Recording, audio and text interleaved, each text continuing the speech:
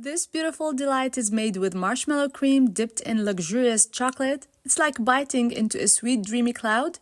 You're gonna start by cooking the water and sugar until it reaches 240 degrees Fahrenheit.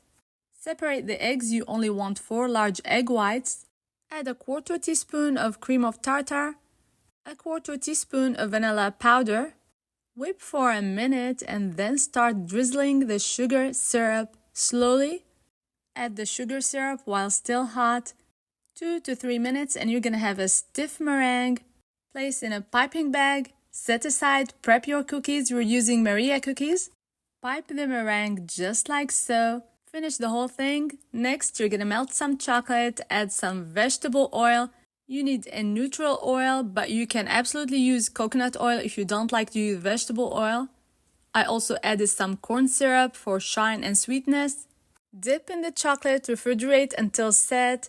This is a great holiday dessert. You find it all across Christmas markets in Europe. These little CREMBELLOs bring back so many memories. What's your favorite way of enjoying them? Let me know in the comments below, and you will also find the full recipe in the caption below as well. Check it out!